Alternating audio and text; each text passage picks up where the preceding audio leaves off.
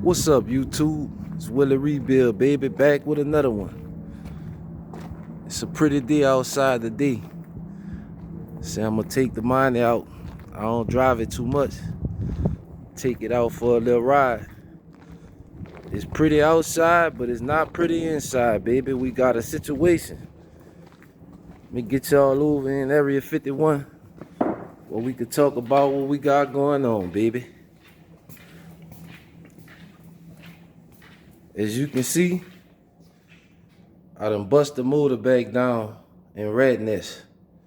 And I'm getting ready to pick it up and take it out. And I'm gonna show y'all why. I'm gonna show y'all why once I get this valve cover off.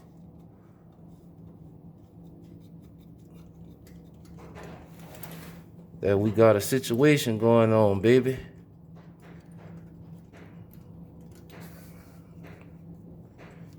Situation is always a situation.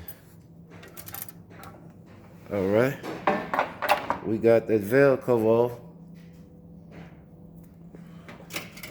Get y'all some light. And as you can see,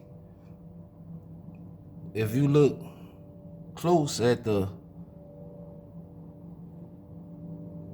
rockers, you still can see the assembly lube on them. And look down in the head. It's dry, YouTube. We got a little oil back here in the back, but we ain't getting all up to the top of the motor. We ain't getting all up to the top of the motor. The other day, I pulled off the passenger side valve cover to check it, and it just didn't look right. I took it off not to check for oil. I pulled it off just to take a look at the springs and retainers and everything like that, make sure everything was seated and sitting properly.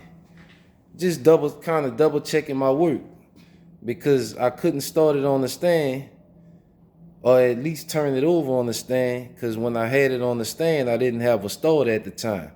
Usually, I spin it over on the stand with it going in the car like this.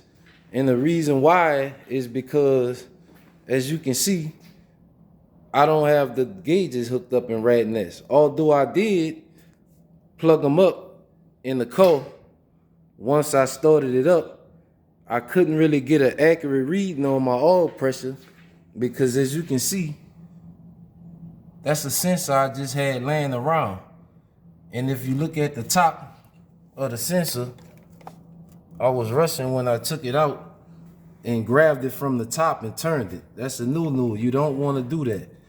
You want to turn it from the bottom down there, so you won't spin the sensor around inside and damage it.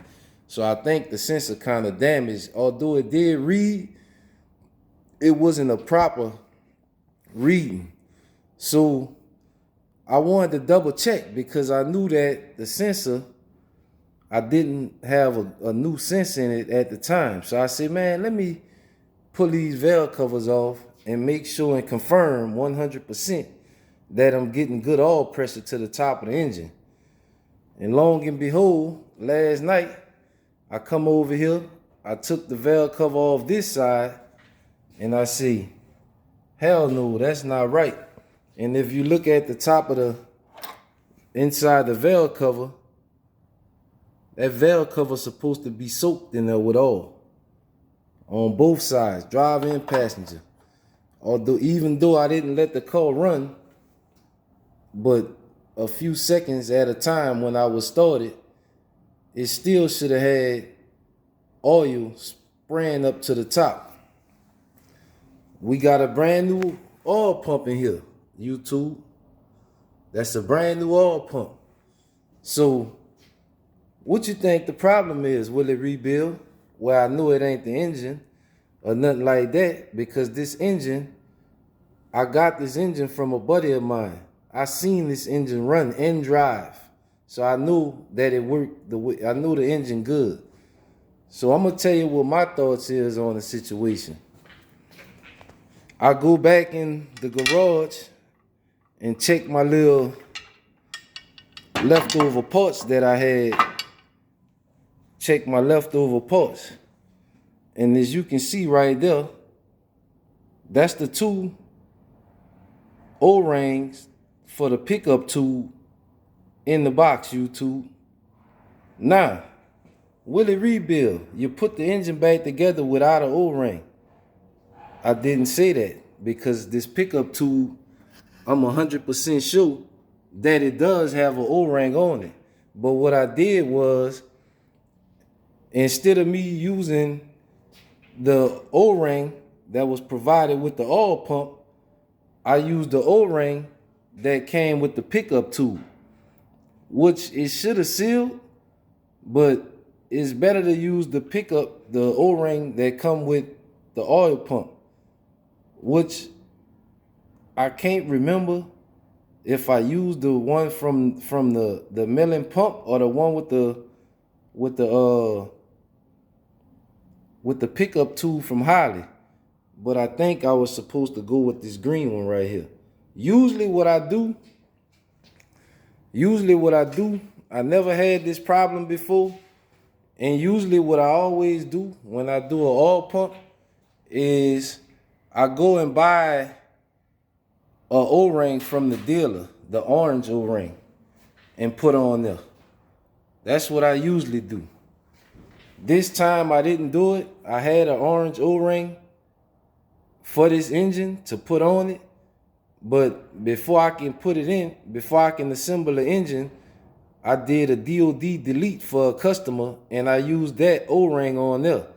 Instead of me being lazy and just say I'm gonna use the ones provided, but every time I do an oil pump, I always go and buy like two of those O-rings that come from the dealer, the orange one. So now what I gotta do it, YouTube. Gotta take this sucker down, take everything back off, because this oil pan is not coming down enough for me to access the bolts on the pickup tube. Not about to happen while it's in the car. So what's got to happen now is gotta take the headers off. I don't know, I might take the transmission loose. I might take the motor and transmission out together. Or I might just take it loose. I don't know. Because I'm really pissed off because I don't want to do this shit again. But I gotta fix it. I gotta fix the problem. I know what the problem is. It's the problem is the O-ring on the pickup tube. Now, what I probably do is I probably change the oil pump too, because I'm not sure if oil was actually pumping through the pump at all. It kind of looked like some oil came up through the top, but I'm thinking that it broke the seal after a while because the O-ring wasn't sealing. That's the only thing I could see that's causing this situation that I'm having is the O-ring. The seal is not a good seal on the bottom of it, and it's not holding the pressure to push it up to the top. Other than that, I can't see nothing else it could be, because I know for a fact 100% that this engine wasn't having any issues at all. I seen it run in the vehicle that it was in, and I even got in there myself and dogged that bitch out before I pulled it out. So I knew that the engine was good and it had good oil pressure.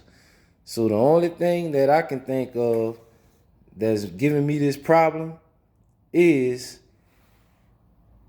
the pickup tube O-ring. Just bringing y'all the footage, YouTube, letting y'all see. It's real life situations. First time for everything. I never had this happen to me before.